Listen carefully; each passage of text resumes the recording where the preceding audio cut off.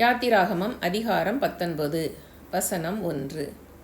இஸ்ரவேல் புத்திரர் எகிப்து தேசத்திலிருந்து புறப்பட்ட 3ஆம் மாதம் 1ஆம் நாளிலே சீனாய் வனாந்தரத்தில் சேர்ந்தார்கள். வசனம் 2.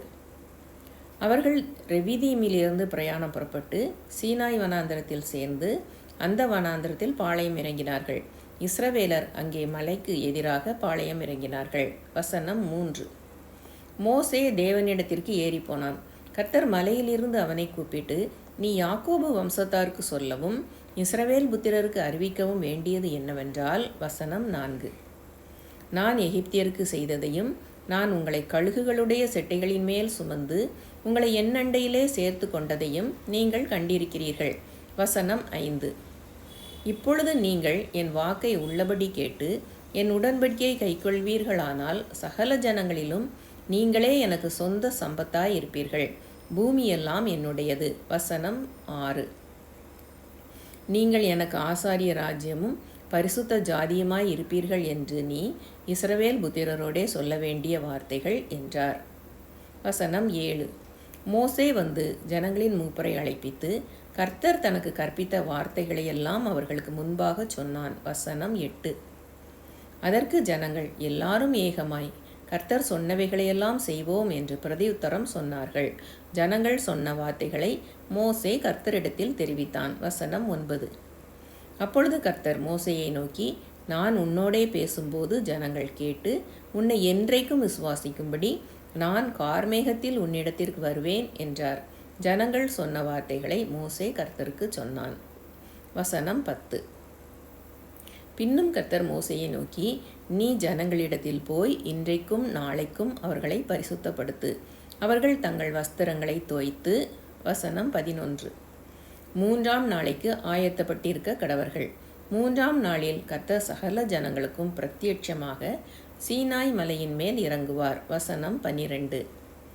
ஜனங்களுக்கு சுற்றிலும் நீ ஒரு எல்லை குறித்து அவர்கள் மலையில் ஏறாதபடிக்கும் அதன் அடிவாரத்தை தொடாதபடிக்கும் எச்சரிக்கையாயிருங்கள் என்று அவர்களுக்கு சொல்.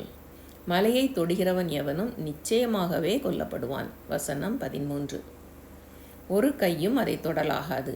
தொட்டால் நிச்சயமாக கல்லெறியுண்டு அல்லது ஊடுருவ எய்யுண்டு சாக வேண்டும். மிருகமானாலும் சரி மனிதனானாலும் சரி உயிரோடே வைக்கப்படலாகாது.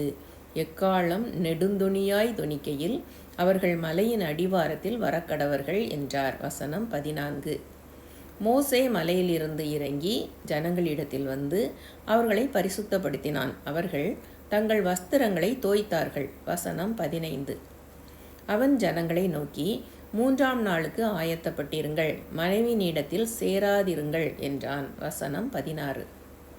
3ஆம் நாள் விடியற் காலத்தில் இடி முழக்கங்களும் மின்னல்களும் மலையின் மேல் கார்மேகமும் மகாபலத்த எக்கால சத்தமும் உண்டாயிற்று. பாளையத்தில் இருந்த ஜனங்கள் எல்லாரும் நடுங்கினார்கள். வசனம் 17.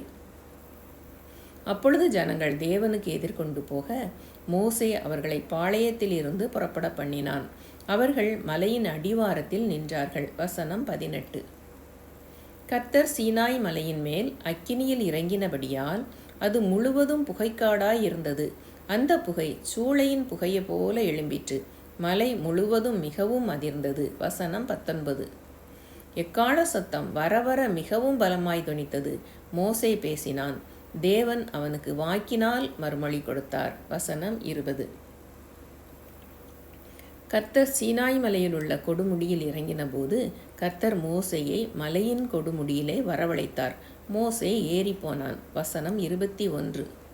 அப்பொழுது கர்த்தர் மோசேயை நோக்கி, ஜனங்கள் பார்க்கிறதற்கு எல்லையை கடந்து கர்த்தரிடத்தில் வராதபடிக்கும் அவர்களில் அநேகர் அழிந்து போகாதபடிக்கும் நீ இறங்கி போய் அவர்களை உறுதியாக எச்சரி.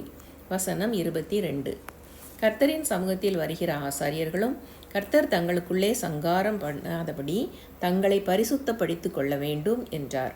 வசனம் 23.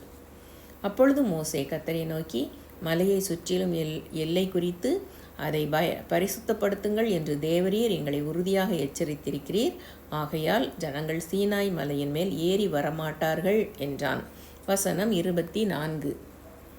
கர்த்தர் மோசேயை நோக்கி, நீ இறங்கிப்போ, பின்பு நீயும் ஆரோனும் கூடி ஏறி வாருங்கள். ஆசாரியர்களும் ஜனங்களும் கர்த்தர் தங்களுக்குள்ளே சங்காரம் பண்ணாதபடிக்கு எல்லையை கடந்து கர்த்தரிடத்தில் வராதிருக்க கடவர்கள் என்றார். வசனம் 25. அப்படியே மோசே இறங்கி ஜனங்களிடத்தில் போய் அதை அவர்களுக்கு சொன்னான். யாத்திராகமம் அதிகாரம் 19 முற்றிற்று.